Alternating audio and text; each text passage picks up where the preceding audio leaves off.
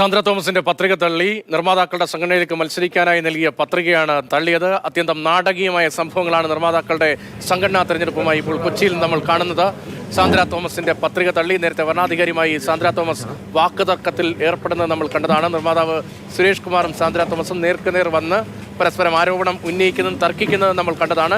അതിന് പിന്നാലെ ഇപ്പോൾ തീരുമാനം വരുന്നു. സാന്ദ്ര തോമസിന്റെ പത്രിക തള്ളിയിരിക്കുന്നു. അവിടെ നിന്നുള്ള തത്സമയ ദൃശ്യങ്ങൾ ഉൾപ്പെടെയാണ് നമ്മൾ കാണുന്നത്. നേരത്തെ വലിയ തോതിലുള്ള തർക്കമാണ് സാന്ദ്ര തോമസിന്റെ പത്രികയുമായി ബന്ധപ്പെട്ട് ഉണ്ടായത്. പ്രസിഡന്റ്, ട്രഷറർ, എക്സിക്യൂട്ടീവ് കമ്മിറ്റി അംഗം എന്നീ നിലകളിൽ നേരത്തെ സാന്ദ്ര പത്രിക നൽകിയിരുന്നതാണ്. സാന്ദ്ര ഫ്രൈഡേ ഫിലിംസിന്റെ ഭാഗമായി നിർമ്മിച്ച ചിത്രങ്ങളുടെ അല്ലെങ്കിൽ എനിക്ക് ഈ റിപ്പോർട്ട്സിൽ നിങ്ങൾ തന്നിരിക്കുന്ന റിപ്പോർട്ട്സിൽ ഉള്ള സംഗതി അല്ലാതെ പ്രൊഡ്യൂസ് എന്ന് പറഞ്ഞാൽ അവിടെ സാധനം എനിക്കറിയില്ല. നിങ്ങൾ തന്ന റിപ്പോർട്ട്സിൽ സമ്മതിച്ചു, ഞാൻ കാണാം, എനിക്കത് നോക്കാനുള്ള അധികാരമില്ല. കോടതിക്ക് നോക്കാം, എനിക്ക് നോക്കാനുള്ള അധികാരമില്ല.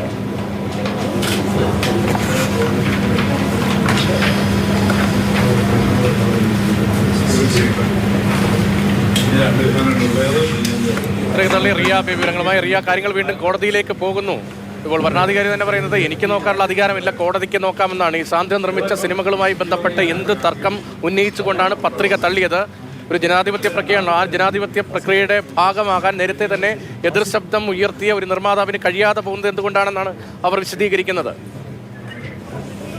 അതെ, ഇതില് സാന്ദ്ര തോമസ് പ്രധാനമായും മുന്നോട്ട് വെച്ചിരുന്നത് താൻ 9 സിനിമകൾ നിർമ്മിച്ചിട്ടുണ്ട്. അതിൽ ഫ്രൈഡേ ഫിലിം ഹൗസിന്റെ ഭാഗമായി 7 സിനിമകൾ, മറ്റു 2 സ്വതന്ത്രമായി, അങ്ങനെ 9 സിനിമകൾ നിർമ്മിച്ചിട്ടുണ്ട് എന്നതാണ് സാന്ദ്ര തോമസ് പറഞ്ഞത്.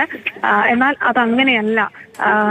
ഒരു അംഗം എന്ന രീതിയിൽ ഒറ്റയ്ക്ക് തന്നെ അത് വേണം, പേരിൽ വേണം എന്നതാണ് ഈ നിർമ്മാതാക്കളുടെ സംഘടനകളും ഭരണാധികാരിയും ഇപ്പോൾ നിലപാടെടുത്തത്. അതിന്റെ അടിസ്ഥാനത്തിലാണ് പത്രിക തള്ളിക്കൊണ്ട് തീരുമാനം വന്നിരിക്കുന്നത്. അക്കാര്യം ഇപ്പോൾ വ്യക്തമാക്കുകയും ചെയ്തു. ഭരണാധികാരി പറഞ്ഞ തനിക്ക് ഇക്കാര്യത്തിൽ കൂടുതലൊന്നും പറയാനില്ല, കോടതി ബാക്കി കാര്യം, കോടതിയിൽ നിങ്ങൾക്ക് പോകാമെന്നതാണ് ഭരണാധികാരി പറയുകയും ചെയ്തത്. എന്തായാലും അല്പസമയത്തിനകം തന്നെ സാന്ദ്ര തോമസ് മാധ്യമങ്ങളെ കാണുകയും ചെയ്യും എന്നാണ് സാന്ദ്ര തോമസ് അടക്കം വ്യക്തമാക്കുകയും ചെയ്തത്.